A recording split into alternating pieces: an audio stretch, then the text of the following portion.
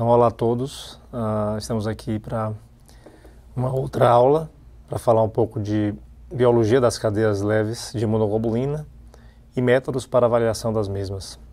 Meu nome é Edvan de Queiroz Cruzoé, eu sou médico hematologista do Hospital Universitário da Universidade Federal da Bahia e faço parte do grupo GBRAM. Bom, falando um pouco da biologia das imunoglobulinas.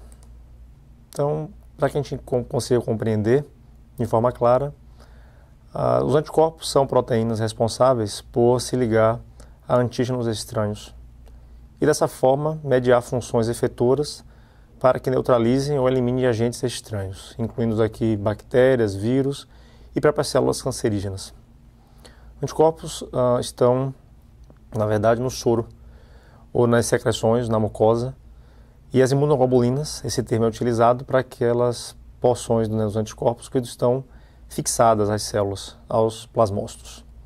Então, já adiantei, os anticorpos são produzidos pelos plasmócitos e os anticorpos são compostos de 4 cadeias, sendo 2 dessas cadeias pesadas. Então, estamos visualizando aqui na imagem, né? Essas cadeias podem ser IgG, ou IgA, ou IgM, ou IgD, ou IgE. Então, cada plasmócito específico, cada clone específico produz um tipo de cadeia pesada, né, que vem em dupla aqui, para compor a imunoglobulina intacta ou o anticorpo intacto. Da mesma forma, né, para compor então essa imunoglobulina completa, temos mais 2 cadeias leves, idênticas, que podem ser kappa ou lambda. Na imunoglobulina intacta, então, nós temos aqui, visualizamos 2 regiões. Uma região que é composta da região constante, tanto pelas cadeias pesadas, que é essa azulzinha aqui, visualizada, e a região constante da cadeia leve, que é essa parte verdinha. Da mesma forma, temos aqui as regiões variáveis, né, que para cada clone específico vai reconhecer um tipo de antígeno diferente. Como é que é feita a produção das imunoglobulinas e aqui especificamente das cadeias leves livres? Observem que durante a aula vocês vão perceber que está sempre FLC, porque é do inglês Free Light Chains, mas são as cadeias leves livres. Como é que essa produção ocorre na verdade? Notem, então, que nós temos aqui a cadeia leve, a cadeia pesada, né? E ela, em algum momento da sua produção, uma vez que as cadeias leves são transcritas por cromossomos diferentes, cromossomo 2 e o 22, e a cadeia pesada é transcrita no cromossomo 14, elas vão se unir nos vacúolos para o complexo de Golgi e serem, dessa forma, eliminadas para o meio de onde estão sendo produzidas, para aquela função de produção. Notem que esses 40% aqui de free light chains, ou de cadeias leves livres, elas são transcritas em excesso, para que, na verdade, esse anticorpo, ou a imunoglobulina, seja formada corretamente, seja composta corretamente. Nós temos, portanto, uma produção excessiva de cadeias leves livres nos indivíduos normais, por cerca de 500 mg dia, que é eliminada justamente nesse meio. Então, no soro, por exemplo, nós temos aqui uma secreção maior de cadeias leves livres, em detrimento da formação do anticorpo. Então, vemos aqui a formação dos anticorpos, então, é policlonal. Nós temos milhares de tipos de diferentes anticorpos.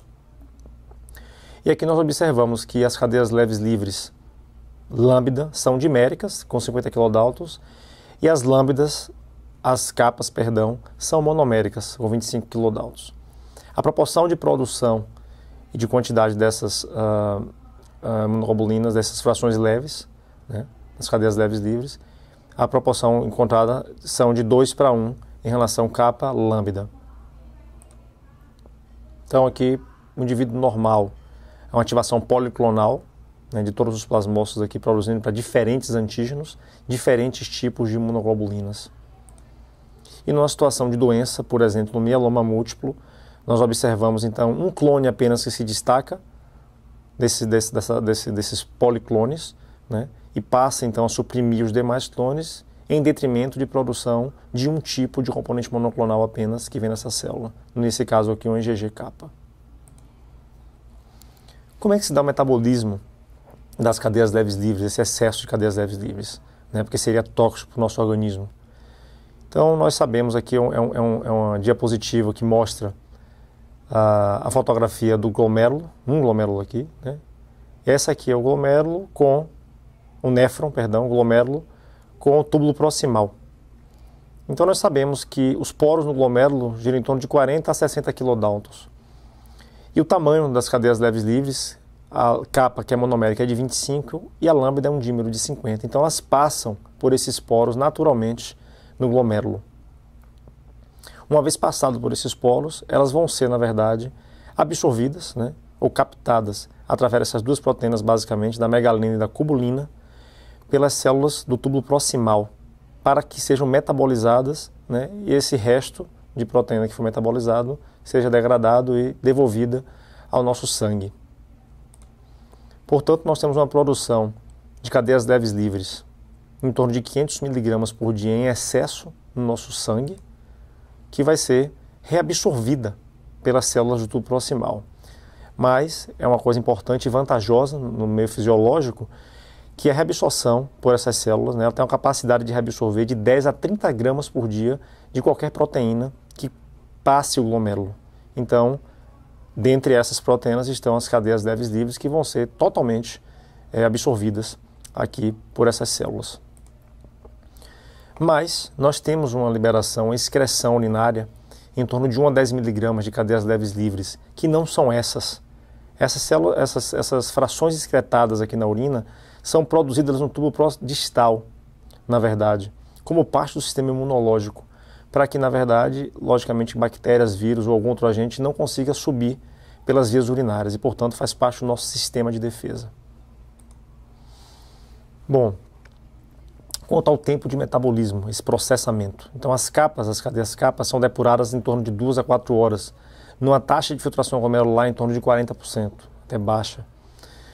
Lambda são depuradas um pouquinho mais, né, 3 a 6 horas, já tem um tempo maior de depuração, porque justamente são diméricas, né, são maiores, numa taxa de filtração glomerular até de 20%. Entretanto, os pacientes com alteração renal, por qualquer motivo, vão ter uma remoção de cadeias leves mais prolongadas, que podem até durar 2 a 3 dias.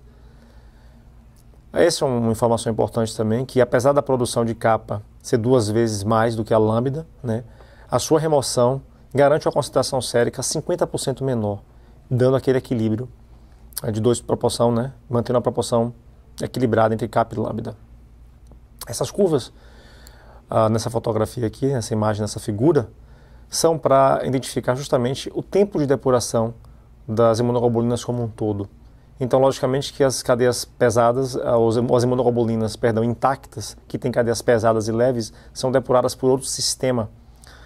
E que, na verdade, por exemplo, a IgG dura até 21 dias para ser depurada, a IgA 6 dias, a IgM entre 2 e 5 dias, e as cadeias lambda e kappa, vocês veem aqui, né, 2, 6 e 5 horas, né, como nessa figura.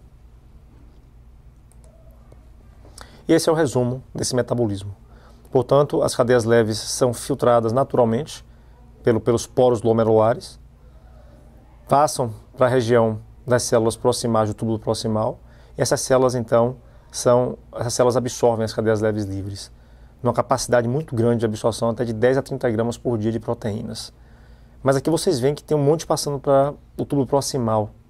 Isso, na verdade, é quando tem uma doença de produção de cadeias leves livres em excesso, é um exemplo, mieloma múltiplo. Essas cadeias, então, passam a mais para os túbulos proximais e causam, então, lesão na parte do túbulo distal. Não vou entrar em detalhes. E aqui vocês notam que tem, então, aquela saída de pequena quantidade de cadeias leves livres na urina, mas isso é fisiológico, também é natural, que não são essas monoclonais doentes. Bom, quais são as técnicas de identificação das imunoglobulinas?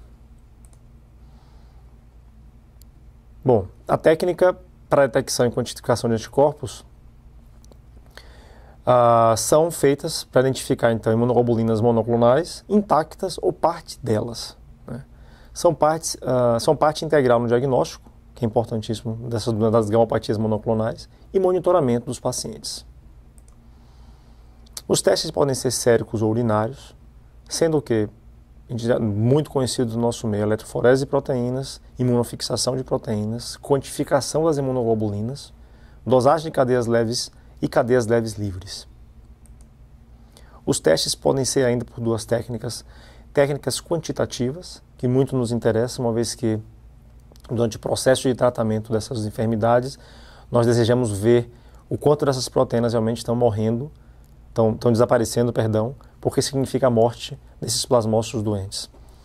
Então, quantitativamente, nós temos a eletroforese sérica ou urinária, a quantificação direta de imunoglobulinas ou das frações delas, que são técnicas por nefelometria ou por tubidimetria, e dosagem das cadeias leves livres. Temos ainda técnicas qualitativas, que seria apenas a imunofixação sérica e urinária para essa situação. Bom, falando da eletroforese de proteínas por agarose. Antes da agarose foi técnica por celulose, acetato, mas foi evoluída para agarose. Muito utilizada no nosso meio ainda. Percebam que aqui é uma fotografia de uma corrida de um gel de agarose, que corre do polo aniônico para o polo catiônico, ou seja, do negativo para o positivo.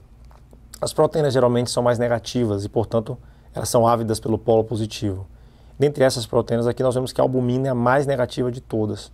Mas temos frações de proteínas que correm aqui na zona de alfa 1, alfa 2, nas betas, né? Aqui na agarose a gente está vendo beta 1 e beta 2, que é difícil de visualizar no grafo, inclusive. Né? E aqui é a região de gama globulinas, que é o que nos interessa. Essa região aqui é a região que nos interessa, que nós estamos estudando.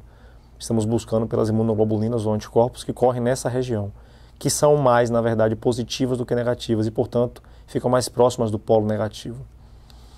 Uma vez esse gel corrido, é construída uma curva sobre a área, uma área sobre a curva, E aqui nós identificamos, então, esse é o gráficozinho da eletroforese de proteínas. É dessa forma que o exame deve ser visto, não por número, mas além do número, o que é mais importante é o gráfico.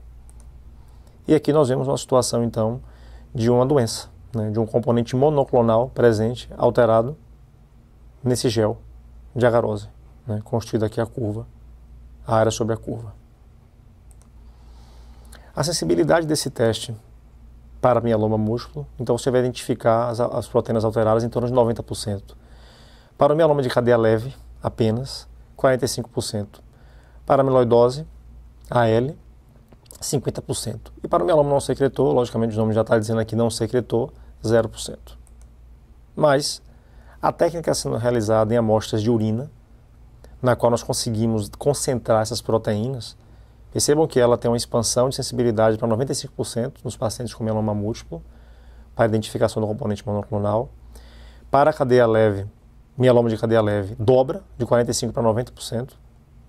E para a amiloidose, chega a 70%, identificação do componente monoclonal, quando é combinada a técnica de eletroforese sérica mais urinária. Novamente, mieloma não secretor, 0%.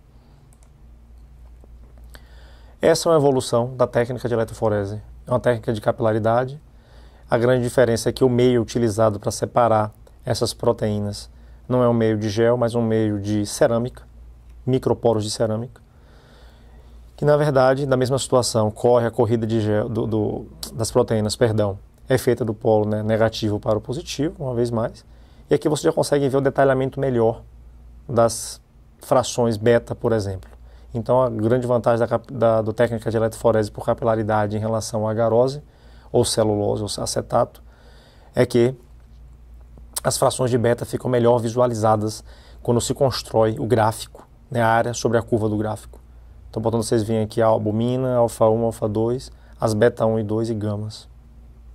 Da mesma forma, a gente identifica aqui, então, o surgimento de um componente monoclonal, né, quando é visualizado, não visualizado, mas o leitor do aparelho identifica esse componente e que constrói a curva com esse pico monoclonal aqui correndo entre beta e gama globulinas. Uma outra vantagem para a técnica de capilaridade é também utilizar a técnica de imunossubtração, na verdade, do anticorpo monoclonal, para que a gente consiga, então, dizer o nome desse anticorpo monoclonal. Uma vez que a técnica utilizada até então só existia a imunofixação, que é uma técnica qualitativa, Então, nessa parte da capilaridade, nós conseguimos também identificar o tipo de componente monoclonal. A desvantagem da técnica de imunossubtração sobre a imunofixação é porque ela tem uma baixa sensibilidade para componentes monoclonais abaixo de 0,3 gramas por decilitro. Portanto, uma quantidade maior, acima de 0,5, por exemplo, ou 1 grama, você consegue identificar também pela capilaridade o subtipo de componente monoclonal. Este é um exemplo, essa é a corrida do gráfico da capilaridade, de eletroforese. E como a técnica já diz o nome, imunossubtração. Foi retirada a IgG e foi retirada a capa. Portanto, esse é um indivíduo que tem um componente monoclonal quantificado e que é IgG capa. A clássica técnica de imunofixação, que é a imunoeletroforese, ou seja, é a mesma corrida de eletroforese por agarose, vocês veem aqui a corrida de eletroforese, né? E que, na verdade, nas cubetas subsequentes aqui, nos poros subsequentes, são utilizados anticorpos monoclonais contra as frações pesadas de imunoglobulina, no caso IgG, IgA e IgM, e também para as frações de cadeia leve, kappa e lambda, identificando, portanto, que correspondência desse anticorpo, né, para dar o nome à imunoglobulina, é correspondente à corrida do gel de agarose. Portanto, nesse exemplo, temos aqui o componente monoclonal, que vai ser construído aquele gráfico e da quantificação, e aqui nós fazemos um teste qualitativo. Então, a IgG, lambda, está marcando aqui por imunoeletroforese, né, por imunofixação. A técnica é de imunofixação. Esse outro exemplo, nós vemos aqui o gráfico, né, com um componente monoclonal bem pequeno, mas que não identifica IgG, nem IgA, nem IgM, ou seja, não tem cadeia pesada, é só cadeia leve, lambda. E esse outro exemplo, temos aqui um pequeno gráfico, que mais raramente, né, aqui corre marcação de IgD, lambda. E aqui também tem uma outra bandinha, aqui em cima, que também é uma lambda isolada. Portanto, a sensibilidade da imunofixação acrescida à eletroforese sérica e urinária, né, torna o mieloma identificado aqui, o componente monoclonal do mieloma, em 97% dos casos, nos mielomas de cadeia leve, 95%, na amiloidose de cadeia leve, 90%, e no mieloma não secretor, uma vez mais, 0%. Mas notem que não se fecha os 100% aqui, né, em nenhum dos casos. Portanto, deve haver uma técnica melhor do que essas até então, no que tange a sensibilidade de identificação dos componentes monoclonais. E é justamente esse o grande foco da aula, que é a quantificação das cadeias leves livres. Percebam que existem várias técnicas, a gente já descreveu algumas delas aqui, e aqui tem as vantagens e as desvantagens de cada uma delas. Por exemplo, proteína total urinária e fitas urinárias. Simples, baratas, largamente difundidas, mas sem nenhuma sensibilidade para a identificação de cadeias leves livres, inclusive para as imunoglobulinas intactas. Eletroforese de proteína sérica, já vimos aqui muito bem descrito, é um método manual, semiautomático, simples, bem estabelecido, barato, visualiza bem as bandas monoclonais, mas insensível para as cadeias leves livres, uma vez que para identificar menor do que 500 mg por litro, por exemplo, é quase que impossível, difícil. Não detecta cadeias leves livres em baixas concentrações. A interpretação continua sendo subjetiva dos resultados, e os resultados quantitativos dependentes do operador. Isso também é importante, porque a quantificação vai ser baseada no quanto do gráfico o operador vai conseguir quantificar ou saber quantificar. Eletroforese de proteínas urinárias, da mesma forma que a eletroforese sérica, é um método manual ou semiautomático, bem estabelecido, barato, que visualiza bandas monoclonais e é sensível em urina concentrada. Então, por quê? Porque você consegue identificar componentes menos do que 10 mg por litro, por exemplo. Resultados quantitativos com scanning, da mesma forma, dependentes do operador. A interpretação continua sendo subjetiva. Aqui tem um grande detalhe que requer concentração urinária e a necessidade da coleta de urina em 24 horas. Portanto, a técnica que dificulta para o paciente e para o laboratório. Aqui também pode-se observar as bandas falsas devido à concentração de proteínas na urina. Então, você pode estar identificando uma outra proteína que não seja componente monoclonal. Imunofixação sérica ou urinária. Então, são técnicas também, técnica bem estabelecida, de boa sensibilidade para o soro e muito sensível na urina, chegando a quantificar componentes muito tênues de 50 a 30 miligramas por litro, por exemplo, né? Mas, infelizmente, é uma técnica não quantitativa. A acessibilidade sérica é inadequada ainda para níveis normais de cadeias leves livres. É uma técnica manual semiautomática. E o antissoro, né, contra as frações de cadeia pesada e leve, ainda são caros. Uma evolução da eletroforese por zona de capilaridade, uma técnica completamente automatizada, né, quantitativa, mas menos sensível que a imunofixação, por exemplo, sérica, para as cadeias leves livres, uma vez que essas frações são menores, né, encontradas. E as técnicas que dosam capa e lambda séricas totais, é um ensaio automatizado também, mas tem uma especificidade inadequada para detectar muitos pacientes com gammopatias monoclonais de cadeia leve, uma vez que eles veem as cadeias leves que estão juntas com as cadeias pesadas no anticorpo intacto. Então, qual seria a técnica ideal para a detecção de cadeias leves livres?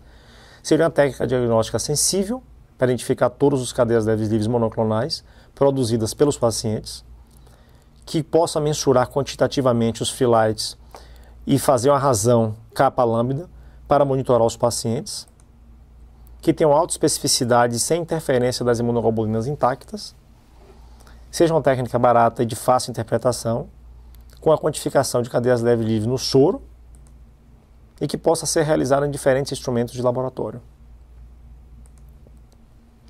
Esse é o comparativo para as técnicas até então desenvolvidas para a identificação de cadeias leves livres. Então, a eletroforese, aqui está em inglês, né? Você tem que ter uma quantidade no seu soro de mais ou menos 2.000 miligramas por litro e de 500 de cadeia capa, lambda, perdão. Portanto, é uma técnica muito menos sensível, por exemplo, quando se compara com imunofixação sérica, baixa aqui em quase 10 vezes, 150 a 100. A eletroforese urinária, né? Repara que ela é muito mais sensível do que a eletroforese sérica, 30 e 30, a quantidade que pode ser quantificável.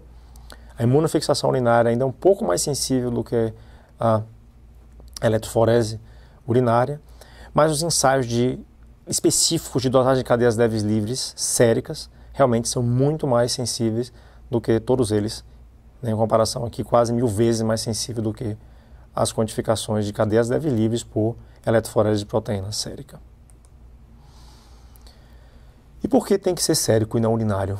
Por que essa escolha final de quantificar as cadeias leves livres séricas? Esse gráfico mostra exatamente essa explicação.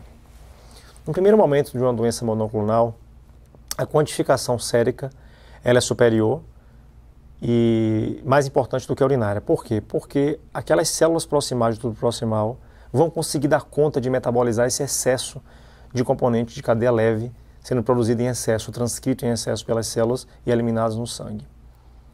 Aqui tem um período de 6 meses, mais ou menos, do tempo de evolução da doença. Mas se naturalmente continuar evoluindo a doença, o que ocorre? Ocorre que vai começar a haver uma produção excessiva já da quantidade de cadeias leves livres e que isso vai transpassar as células do túbulo proximal, passando a ser identificado na urina. Então, nesse momento, seria interessante, ok, eu vou conseguir identificar essas cadeias leves na urina. Mas será que isso é o real, uma vez que não está sendo mais metabolizado nenhuma cadeia leve, que está sendo excretada basicamente todas, porque aquelas células estão sendo, na verdade, mortas, estão morrendo. E no terceiro momento, que é uma parte mais crítica, o paciente, depois de 18 meses de progressão de intoxicação renal por essas componentes monoclonais, passa a não ter mais função renal, na verdade. Então, vocês percebem que vai haver um declínio de eliminação dessas cadeias leves livres na urina, e o soro, por outro lado, continua concentrando essas cadeias leves livres. E, portanto, a identificação da cadeia leve livre sérica, ela se torna muito mais específica e real do que a quantificação urinária. Mas nós vemos durante a aula falando de cadeias leves totais e cadeias leves livres, né? E as técnicas são justamente bem diferentes. A imunoglobulina intacta, como o anticorpo formado por duas cadeias pesadas, nós já vimos isso por duas cadeias leves, a superfície que está exposta aqui, né, é utilizada para ser identificada na imunofixação, por exemplo. Então, o anticorpo é contra essa porção externa, porção constante da cadeia leve livre. E a técnica de dosagem de cadeias leves livres, aqui é a cadeia leve, perdão, de cadeias leves livres, Justamente ele passou a utilizar uma técnica de identificação da superfície não exposta na proteína intacta, que é essa bordinha vermelha. E, portanto, ele só quantifica cadeias leves livres. A vantagem é justamente que é muito mais sensível, né? O limite inferior, por exemplo, aqui é de 3.000 mg por litro nas totais, e o limite inferior para identificação de cadeias leves livres é de 3 mg. Não pode detectar concentrações médias de paraproteínas circulantes, as totais. Por outro lado, essa variação tênue de cadeias leves livres pode ser detectada nos momentos intermediários dos pacientes com mielomas não secretor, por exemplo, de amiloidose AL ou de mieloma de cadeia leve. Aqui também a gente nota que tem uma maior meia-vida, porque já que ela está fixada, essa cadeia leve, na cadeia pesada, então essa metabolização vai ser diferente do que nós descrevemos anteriormente. Portanto, vai ter um tempo maior, né, de monitorização em tempo real. Por outro lado, a cadeia leve livres sofre aquela metabolização e a gente consegue, então, monitorar em tempo real a destruição dessas cadeias leves livres. Esse é um exemplo, né, uma figura aqui adaptada do livro da Binding Site, que nós observamos que a comparação das cadeias leves, né, que uma razão de capa sobre lambda, fica muito dentro do ratio, dentro do valor de referência, e que esses triângulozinhos seriam as cadeias lambda e os quadradinhos seriam cadeias kappa. Então tem até inclusive uma lambda aqui sendo identificada como kappa.